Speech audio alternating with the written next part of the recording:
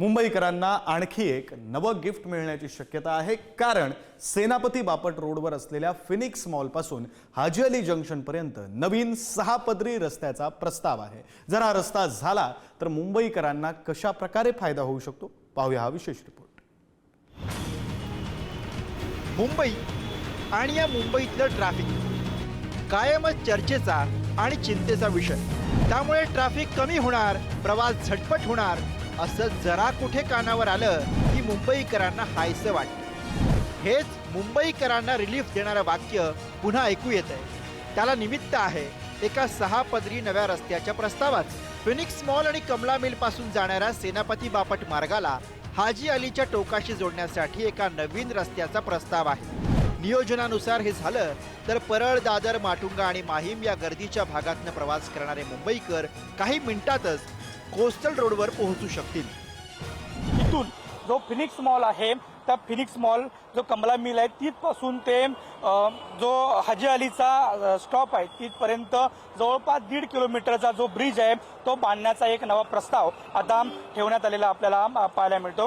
खरं तर हा जर ब्रिज झाला तर वाहतूक कोंडीला जवळपास 30 मिनिटे जे आहे ते आपला वेळ वाचताना आपल्याला पाहायला मिळणार आहे। जवळपास 1.5 किलोमीटरचं अंतर आहे। या अंतरावरती जवळपास 6 पदरीचा हा प्रस्ताव आहे। या 1.5 किलोमीटरच्या कॉरिडॉरसाठी जवळपास 250 ते 300 कोटी रुपये खर्च येण्याची शक्यता आहे। नवीन लिंकमुळे प्रवासाचा खर्च गर्दीच्या वेळेत 30 मिनिटांनी कमी होईल आणि वाहतूक कोंडी टळेल। हा मार्ग लाला लजपतराय रोडवर कोस्टल रोडच्या प्रवेशद्वारावरून सुरू होईल।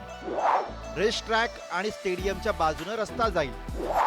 शेवटी हा रस्ता सेनापती बापट मार्गावर ई मोझेस रोडच्या टोकाजवळ समाप्त होईल। या प्रकल्पासाठी कोणताही जमीन संपादनाची आवश्यकता नाही। हा 6 पदरी एलिव्हेटेड कॉरिडॉर असेल, जो शहराच्या पूर्व आणि पश्चिम कनेक्टिव्हिटीमध्ये दुवा बनेल। थेट जर दादरला जायचं असेल तर नेहरू सायन्स सेंटर म्हणजे ह्याच रस्त्याने वरळी नाक्यावरून फिरून दादरला जावं लागतं आणि यामध्ये जर फिरायला मोठा वेळ वाहनधारकांना लागत असतो।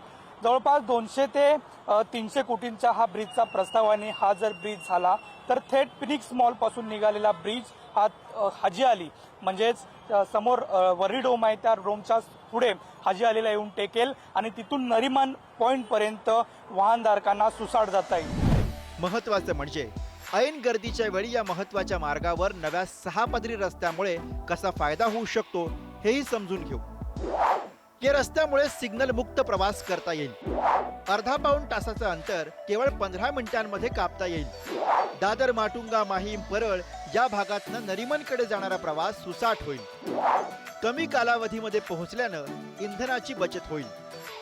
म्हणजे इथून अर्धा ते पाऊण तास जो ट्रॅफिकमध्ये आपण फसत होतो ते फक्त आणि फक्त 5 मिनिटांमध्ये होणार आहे। आणि जर मी आज इथे उभा आहे परेलला, या परेलवरनं जर मला आता नरिमन पॉईंटला जायचं आहे तर आत्ताच्या स्थितीत मला 1 तासाच्या वरती लागेल, पण जर तो रोड झाला तर मी जास्तीत जास्त 15 ते 20 मिनिटात त्या प्लेसला पोहोचू शकतो। म्हणजे एवढा लोकांचा वेळ वाचेल। या प्रकल्पाचा अंतिम आराखडा अजून तयार झालेला नाही। रोड कोण बांधणार हे निश्चित झालेलं नाही, पण मुंबईच्या भविष्यासाठी हे दूरदर्शी पाऊल असल्याचं उपमुख्यमंत्री शिंदे सांगतात। आता खरी प्रतीक्षा आहे ती हा प्रस्ताव प्रत्यक्षात येण्याची, कारण ज्या शहराचं सारं काही घड्याळाच्या काट्यावर अवलंबून आहे तिथे बचत झालेली 15-20 मिनिटं सुद्धा किती मोलाची आहेत हे मुंबईकरांनाच ठाऊक। मुंबईहून नंदकिशोर गावडेसह ब्युरो रिपोर्ट, पुढारी न्यूज।